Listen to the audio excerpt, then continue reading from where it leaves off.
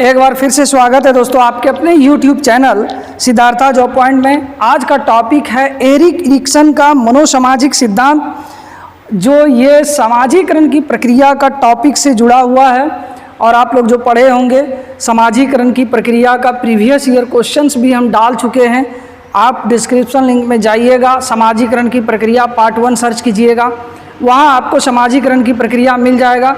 और उसी में से हम लोग देखेंगे, उसी का ये पार्ट है एरिक एरिक्सन का मनोसामाजिक सिद्धांत।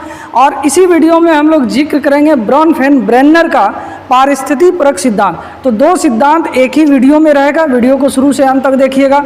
जो चैनल पर पहली बार आए हैं, वीडियो को पहली बार देख रहे हैं, चैनल सब्सक्राइब कर लीजिएगा, बेल आइकन भी प्रेस कर लीजिएगा, ताकि आने वाले सी-टेट में आपको स्टार्टिंग से और to the point CDP, EVS और हिंदी पेडागोजी मिल सके। तो आइए बिना देरी के हम लोग शुरू करते हैं। आज का टॉपिक है मनोसामाजिक सिद्धांत एरिक एरिक्सन का। देखिए एरिक्सन क्या कहते हैं। एरिक्सन अपने सिद्धांतों में व्यक्तिगत, सामवेगिक तथा सांस्कृतिक या सामाजिक विकास को समन्वित किया है, अतः इसे मनोसामाजिक सिद्धांत कहा जाता है। मनोसामाजिक सिद्धांत क्यों कहा जाता है कि जो व्यक्ति का संवेग है, यानी पर्सनल संवेग है, उसका संस्कृति है, या फिर उसके अंदर सामाजिक विकास कैसे होता है, उसको ये समन्वित करते हैं, सामंजस्य करते हुए अपने सिद्धांत को देते हैं।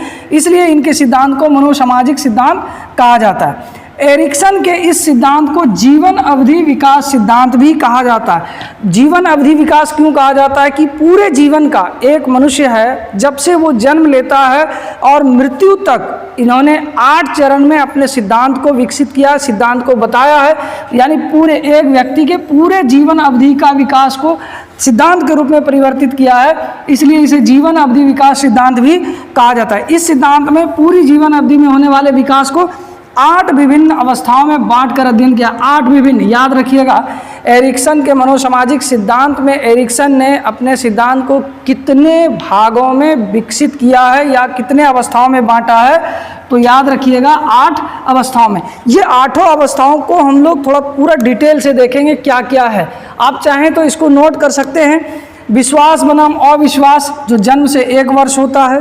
स्वायत्तता बनाम शर्म, जो 1 से 3 वर्ष होता है। ये क्या है, अलग अलग 8 अवस्थाओं का पूरा डिटेल एकदम शॉर्ट में, एकदम साधारण लैंग्वेज में आपका कॉन्सेप्ट क्लियर करेंगे, इसीलिए वीडियो के साथ जुड़े रहिएगा। पहल बनाम अपराध बोध, 3 से 5 वर्ष। सिर अवस्था थोड़ा देख लेते हैं, आप इसको लिख भी लीजिए। परिश्रम बनाम हीन भावना, और फिर है आसान पहचान होगा, यहाँ सॉरी मिसटाइप हो गया है। पहचान बनाम पहचान भ्रांति, आत्मीयता बनाम अलगाव, और सातवां है जननात्मकता बनाम स्थिरता, और 8वां है संपूर्णता बनाम निराशा। इस 8 चरण को हम लोग देखेंगे एकदम शॉर्ट में, और समझने का कोशिश कीजिएगा। देखिए पहला जो इसका सिद्धांत है, पहला सिद्धांत है इसका विश्वास बनाम अविश्वास। विश्वास बनाम अविश्वास, ये जन्म से 1 वर्ष। इसमें क्या होता है कि शिशु जब जन्म लेता है ना, तो उसको बड़ा आराम होता है, सुख होता है, शांति होता है, समृद्धि होता है, क्योंकि उसको किसी भी चीज़ का मोह माया, टेंशन, तनाव कुछ नहीं होता है। क्योंकि उसको खाना है, तो बड़े लोग हैं, माता पिता हैं, उसका ख्याल कर रहे हैं, दूसरे पर निर्भर है, अपना काम भी उसको करने के लिए सोचना नहीं पड़ेगा। यानी इसमें क्या होता है कि उसको शारीरिक आराम मिलता है, कम से कम है, किसी चीज़ का डर ही नहीं है, कम चिंता, किसी चीज़ का चिंता नहीं, किसी चीज़ का चिंता नहीं। जो जन्म से 1 वर्ष का बच्चा रहता है, किसी चीज़ का चिंता नहीं। थोड़ा बड़ा होता है तो कुछ कुछ चिंताएं होती है। आवश्यकताओं की पूर्ति एकदम आसानी से होने लगता है। तो इसीलिए एरिक्सन कहता है कि जब इतने इसको फैसिलिटीज़ मिलते हैं, तो बच्चों में ये विश्वास होने लगता है। विश्वास क्या होने लगता है कि ये दुनिया बड़ा अच्छा चीज़ है, दुनिया जो है बड़ी अच्छी चीज़ है, दुनिया के लोग अच्छे हैं, दुनिया रहने लायक एक जगह है, इस तरह विश्वास हो जाता है। और जैसे ही इन सभी चीज़ों में उसको किसी भी चीज़ का टेंशन होता है या दुविधा हो जाता है, तो उसके मन में क्या होता है, अविश्वास हो जाए। मान लिया जाए कि उसको शारीरिक आराम मिल रहा है, अब ऐसा खाट पे आप सुलाए हैं, ऐसा बेड पे सुलाए कि उसको जो है ना पीछे से चुभ रहा हो, खटमल काट रहा हो, तो उसका विश्वास क्या होगा कि आराम करने का समय नहीं है, आराम का के लिए जो है ना सही जगह नहीं है, विश्वास डगमगाने लगेगा। तो इसीलिए उसके अंदर क्या होगा, अविश्वास हो जाएगा। एक साधारण जो है ना आपको सिंपल उदाहरण दिए, मान लिया कि बच्चा 8 महीना 9 महीना साल भर का हो गया। इसमें क्या होता है कि बड़े लोग कहीं बाहर से आते हैं या मम्मी पापा कोई आते हैं तो उसके लिए कुछ लेके आते हैं, हमेशा लेके आते हैं, तो वो खुश होता है, विश्वास होता है उसके अंदर।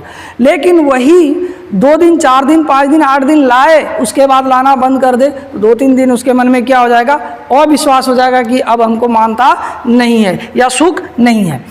दूसरी अवस्था है स्वायत्ता वर्सेस शर्म या संकोच या दुविधा। क्या होता है स्वायत्ता, कि जब बच्चा ये 3 साल तक हो जाता है, 1 साल से 3 साल के बीच में जब बच्चा रहता है, तो ये जो है इसके अंदर कुछ स्वतंत्रता आने लगता है, यानी स्वायत्त रहता है, अपना मन पसंदीदा काम करने लगता है, चाहे खेल हो, रुचि हो, खाना पीना हो, दौड़ना धूपना हो, खेलना हो, तो ये स्वतंत्र होते हैं, स्वायत्ता होता है। और इसको जब छूट मिलता है तो ये अपने अंदर क्या होता है, स्वायत्ता विकसित हो जाता है। और जैसे इसको कोई काम करने से जो स्वतंत्र रूप से ये करना चाहता है, करने से आप रोकते हैं, डांटते हैं, तो उसके अंदर या तो शर्म हो जाएगा या संकोच होने लगेगा कि हम ये काम करें या नहीं करें, क्योंकि हमको मम्मा डांटती है या पापा डांटते हैं। तो इस तरह इसके अंदर 1 से 3 वर्ष के बीच में स्वायत्ता वर्सेस शर्म या संकोच की भावना विकसित हो जाती है।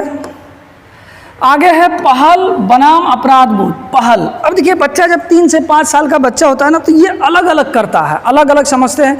बच्चा कुछ भी काम करने के लिए ना अलग अलग करेगा, सोचेगा कि हम ही करें। मम्मी खाना बनानी कहेगी, दो हम बना देंगे। पापा कुछ काम कर रहे हैं तो लगेगा, कहेगा कि दो हम करेंगे ऐसा, हम करेंगे ऐसा। यानी वो जिद करता है कुछ अपने से पहल करने के लिए।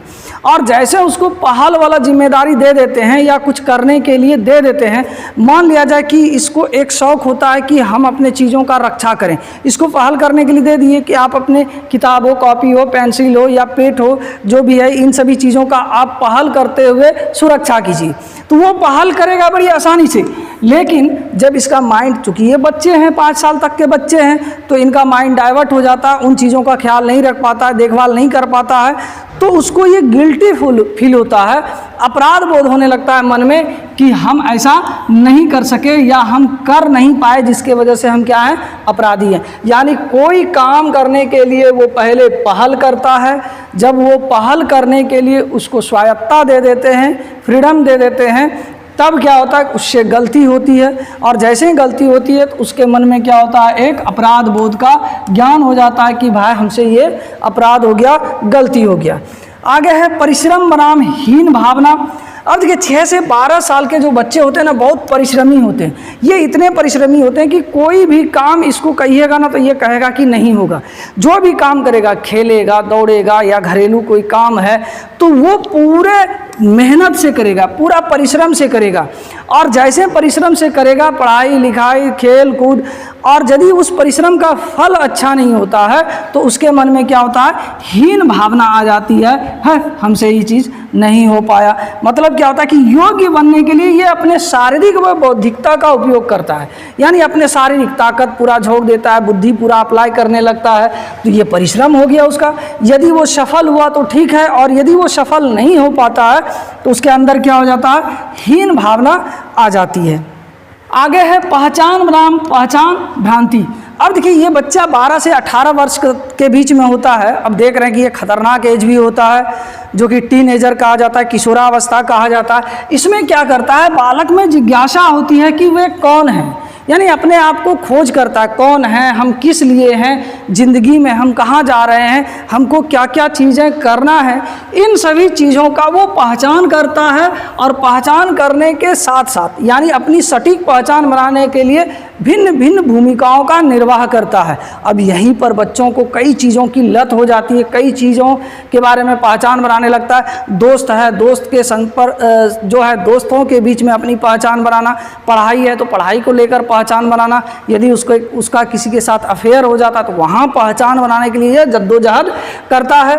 और जैसे वो पहचान बनाने में नाकामयाब हो जाता है या सक्सेस नहीं होता है तो उसके अंदर क्या हो जाता है, गिल्टी फील होता है, कन्फ्यूजन होता है कि हम ऐसा नहीं हैं, हम ऐसा नहीं कर सकते हैं। पहचान भ्रांति उसी को एरिक एरिक्सन कहते हैं। आगे है आत्मीयता बनाम अलगाव। अलगाव 20 से 30 वर्ष, देखिए इस अवस्था में क्या होता है, आत्मीयता यानी जिसके भी साथ संपर्क बनाएगा बच्चा, अब बच्चा नहीं कह सकते हैं, उसको युवा कह सकते हैं, कि 20 से 30 वर्ष के बीच में जिसके साथ वो संपर्क में रहेगा, जिसके साथ संबंध बनाएगा, वो एकदम अंतरात्मा से संबंध बनाता है, दिल से, एकदम दिल की गहराई से वो संबंध बनाता है। और क्या करता है, आत्मीयता स्वयं को खोजना है, जिसमें स्वयं के किसी अन्य व्यक्ति में खोजना पड़ता है। यानी एरिक्सन कहता है कि आत्मीयता क्या है, अपने आप को किसी दूसरे में खोजना। तो लोग अलग अलग चीज़ों में खोजते हैं, अपने आप को किसी गर्लफ्रेंड में खोजते हैं, किसी बॉयफ्रेंड में, कोई बॉयफ्रेंड में खोजता है, कोई अपना बिजनेस में खोजता है, कोई किसी में खोजता है, कोई किसी में खोजता है। तो ये खोज करना ही क्या है, आत्मीयता है। और इस अवस्था में लगभग क्या होता है कि शादीशुदा भी हो जाते हैं लोग, तो एक दूसरे के लिए, हम बने तुम बने, एक दूसरे के लिए भी, कहने का मतलब है कि पति अपना पत्नी में खोजते हैं, पत्नी अपने पति में अपने आप को खोजते हैं। तो यहाँ पर क्या होता है, इसी को कहा गया आत्मीयता। यानी जिसके साथ भी लगाव होगा वो दिल की गहराई से लगाव होता है, और यदि उसके साथ विश्वासघात होता है, धोखा होता है, तब क्या होता है, उसके साथ अलगाव हो जाता है। यही एरिक्सन कहते हैं। आगे व्यक्ति की किसी के साथ आत्मीय संबंध बन जाता है, तब उसके अंदर आत्मीयता की भावना विकसित हो जाती है। वही बात है जो बात हम कहे। आगे है 7वां, जननात्मकता वर्सेस स्थिरता। देखिए जननात्मकता से तात्पर्य क्या है, अगली पीढ़ी में कुछ धनात्मक चीज़ों को स्थानांतरित करना। अब देखिए आदमी जो है 30 से 40-45 वर्ष के बीच में होता है, चाहता है कि मेरे अंदर जो गुण है, मेरे अंदर जो संस्कृति है, हम उस संस्कृति का अपने आने वाली पीढ़ी में हस्तांतरित कर दें, और वो एकदम पॉजिटिव रूप से, इसमें दूसरों के कल्याण की चिंता अधिक दिखता है। अब देखिएगा कि इसमें बेटा पोता पोती हो जाता है तो उसको चिंता लगा रहता है कि मेरे बच्चे ये नहीं कर पा रहे हैं, मेरे बच्चे ऐसा करना चाहिए, बहुत चीज़ों का ज्ञान वगैरह देने लगते हैं, गाइडलाइन देने लगते हैं। तो यही चीज़ होता है क्या, जननात्मकता।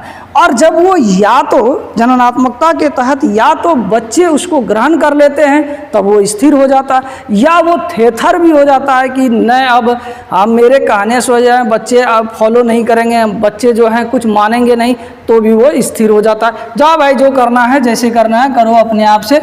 यानी यहाँ पर जननात्मकता बनाम स्थिरता का भाव हो जाता है 30 से 40-50 वर्ष के बीच में।